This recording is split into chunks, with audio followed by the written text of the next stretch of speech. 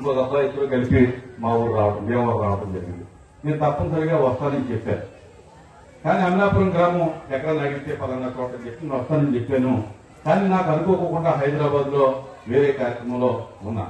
అయినప్పటికీ కూడా మరి ఒక యువకుడు లేకపోతే ఒక చిన్న గ్రామంలో అంబేద్కర్ ఆశయం కోసం వారు పనిచేస్తున్నప్పుడు మనం కూడా ఆ కార్యక్రమంలో వెళ్ళాలని చెప్పి ఆ యొక్క కార్యక్రమాన్ని నేను మరి ముగించుకుని ఈరోజు ఇక్కడ రావడం జరిగింది.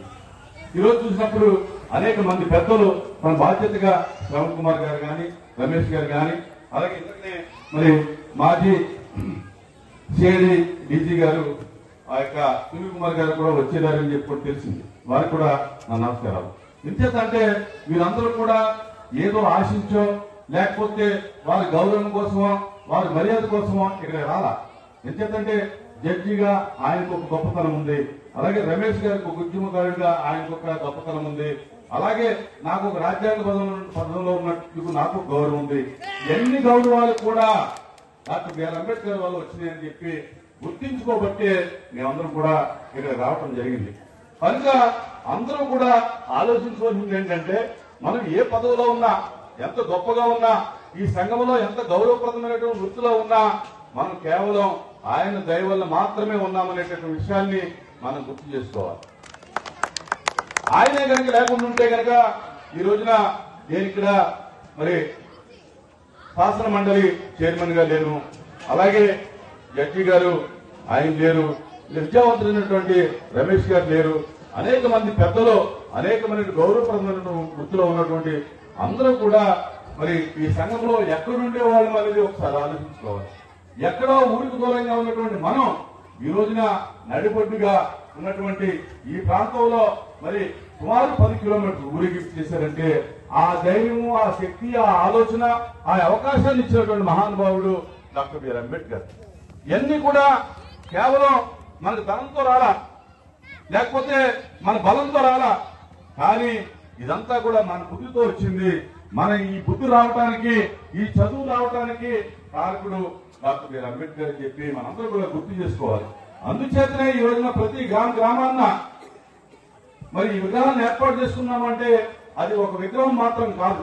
ఇందాక మిత్రులు చెప్పినట్టుగా అది ఒక జ్ఞానానికి ప్రతీక, అదొక ఆలోచనకు ప్రతీక, ఒక విజ్ఞానానికి ప్రతీకగా మనం ఆలోచించుకోవాలి. అంచేత ఇందాక మిత్రుడు రామరాజ్ చెప్పాడు, ఏదో ఏప్రిల్ 14న మనం డీజే పెట్టుకుని కొంతమంది మందు కొట్టి లేకపోతే మంచి భోజనం ఉంటున్నారు వెనకాల, ఆ భోజనం చేసుకుంటే కాదు. నిత్యం కూడా మనం చూడవలసింది ఆయన యొక్క ఆలోచన విధానాన్ని చూడాలి. అది గుర్తు చేసుకుని మన గ్రామాల్లో ఉండేటటువంటి మన ఆలోచన విధానాన్ని మార్చుకోవాలి.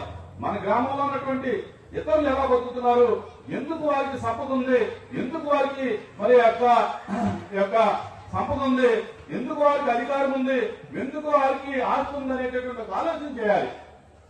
విజ్ఞానంతో మాత్రమే అన్ని సాధించగలుగుతాం అనేటువంటి విషయాన్ని మనం గుర్తు చేసుకోవాలి. ఎన్ని కావాలంటే కనుక అన్నిటికంటే కారణం మనకి ఆస్తి లేదు, అంతస్తులు లేవు కాబట్టి మనకు చదువు అనేటటువంటి జ్ఞానాన్ని మరి ఆయన చెప్పాడు కాబట్టి ఆ జ్ఞానం ద్వారా మాత్రమే మనం సాధించుకోగలుగుతా ఉన్నాం. ఈ రోజున మరి శ్రావణ్ కుమార్ గారు జడ్జి అయ్యారంటే చదువు ద్వారానే మాత్రమే జడ్జి అవ్వగలిగాడు ఆయన. ఈవేళ కోట్లాది కోట్లు ఉన్నటువంటి కోటీశ్వరులు కూడా అగ్రవర్గాలకు చెందినటువంటి అనేక మంది కూడా ఈ రోజున ఆయన ఆలోచన ముందు, ఆయన యొక్క విజ్ఞానం ముందు మరి తక్కువే అని చెప్పని చెప్పుకోవాలి. కనుక ఎందుకు తక్కువయ్యారంటే ఆయన చదువు, ఆయన చదువు ఒక న్యాయవాది వృత్తి చదివి ఆ వృత్తిలో ఉత్తీర్ణుడయ్యి ఒక జడ్జిగా ఉన్నాడు. ఈ రోజున మాజీ అయినప్పటికీ కూడా మరొకసారి మళ్ళీ అదే హైకోర్టులో, సుప్రీంకోర్టులో ఒక న్యాయవాదిగా తన కోసం కాదు, జీవించాలంటే అనేక మార్గాలు ఉంటాయి, కానీ ఆయన ఉన్నటువంటి జ్ఞానాన్ని ఇతరులకు అందించాలని ఆలోచన, అవాక్యులైనటువంటి వారికి తన సహాయాన్ని అందించాలనే ఆలోచన డాక్టర్ బాబాసాహెబ్ అంబేద్కర్ చెప్పారు. ఆ ఆలోచన విధానంతో ఆయన చదువుకుని ముందుకు రావడం జరిగింది. ఈవేళ అనేక మంది కలెక్టర్లుగా, ఎస్పీలుగా, లేకపోతే మరి అనేక మంది రాష్ట్ర అధికారులుగా, డాక్టర్లుగా, ఇంజనీర్లుగా అయ్యారంటే కనుక చదువు ద్వారా మాత్రమే అవ్వగలుగుతారు తప్ప వేరే దాని వల్ల కాదని చెప్పి నేను మనవి చేసుకుంటా ఉన్నా. ముఖ్యంగా 100 ఎకరాల పొలం ఉండొచ్చు, 100 కోట్లు ఉండొచ్చు, కానీ ఒక కోర్టులోకి వెళ్ళి వాదించాలంటే ఒక చేయి పట్టుకుని ఒక ఆపరేషన్ చేయాలంటే, ఒక ఇల్లు కట్టాలంటే, ఒక బ్రిడ్జ్ కట్టాలంటే, లేకపోతే ఒక మరి విజ్ఞానమైనటువంటి కార్యక్రమం చేయాలంటే అది డబ్బుతో కాదు, కులంతో కాదని చెప్పి నిరూపించినటువంటి మహానుభావుడు డాక్టర్ బిఆర్ అంబేద్కర్. కనుక మనందరం కూడా ఆలోచించవలసింది ఏంటంటే చదువు మీద మనం దృష్టి పెట్టాలి, వ్యసనాలను తగ్గించాలి దయచేసి.